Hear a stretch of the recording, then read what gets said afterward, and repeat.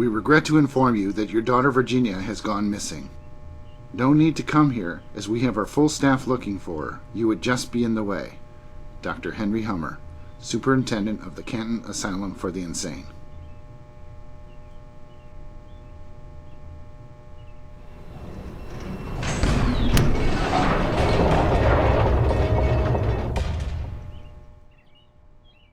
How can I be in the way when no one's here?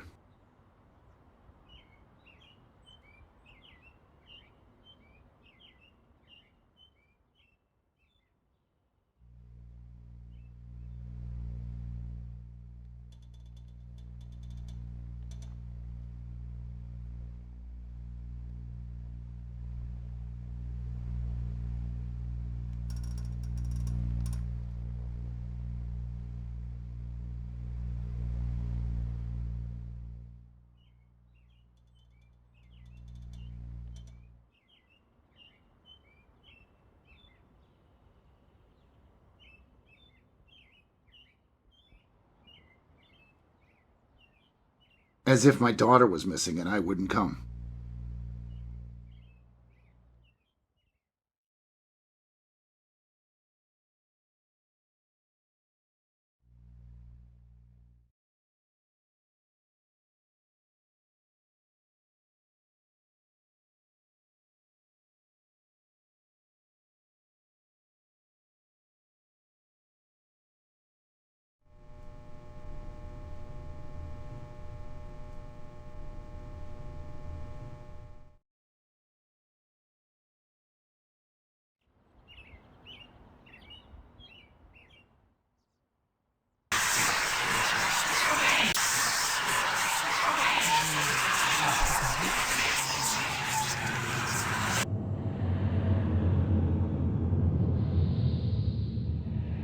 Holy! Now you have my attention. Suddenly the funhouse doesn't look very fun.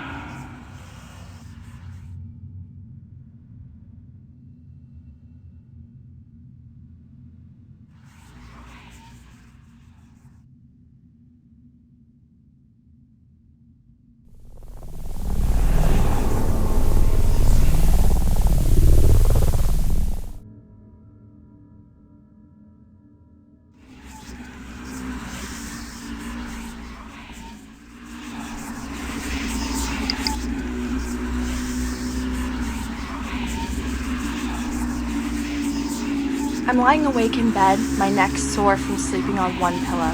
I asked for another, but I need a doctor's order to have more than one. My sleep medicine is worn off, and I'm once again a prisoner to my insomnia. I decided I might as well start writing things down like they asked. I'll get bonus points towards extra dessert, and something to do for now. I can hear the person in the next room snoring, people whispering, and the phone ringing at the nurse's station outside. I'm remembering the dream I had last night where a tall man in a hat came to my bedside and told me he would take me away soon. I'm making a mental note to mention it to the doctor later.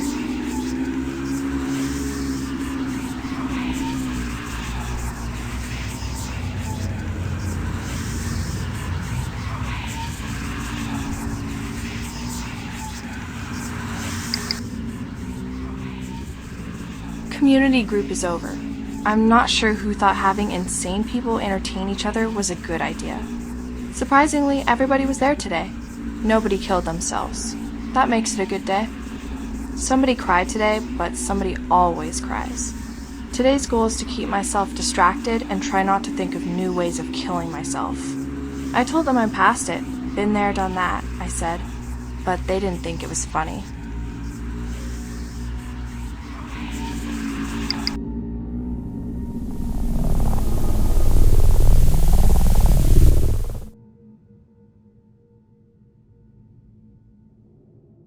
I remember something else about my dream.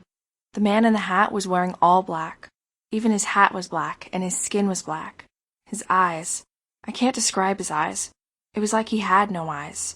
Just empty sockets that seemed to be pulling on my soul. I remember being so happy when he said he would take me away from here. But now I'm afraid of where he might take me.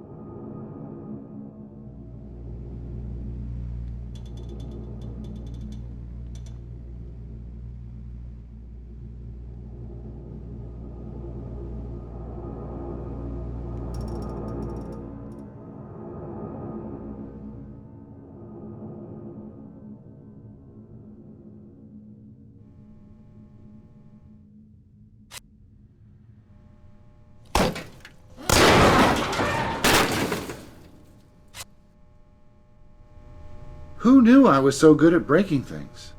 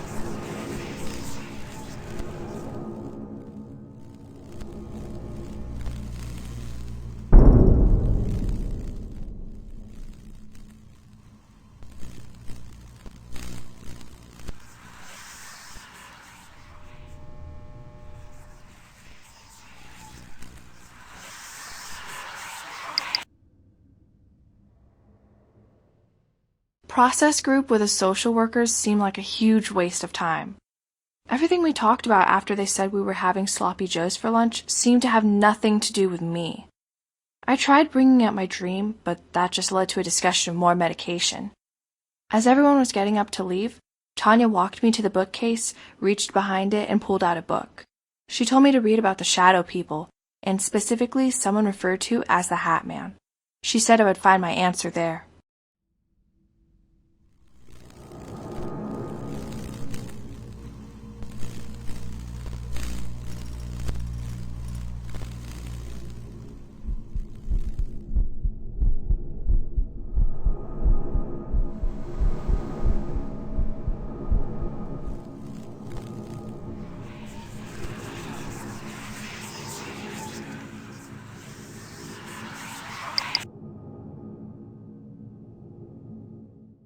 For recreational therapy, I read Tanya's book.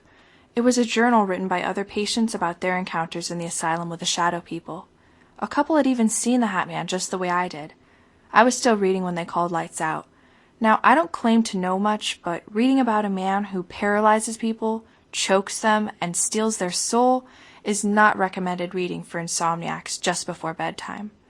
But now I know who I'm dealing with, even if it's only the meds creating him in my head.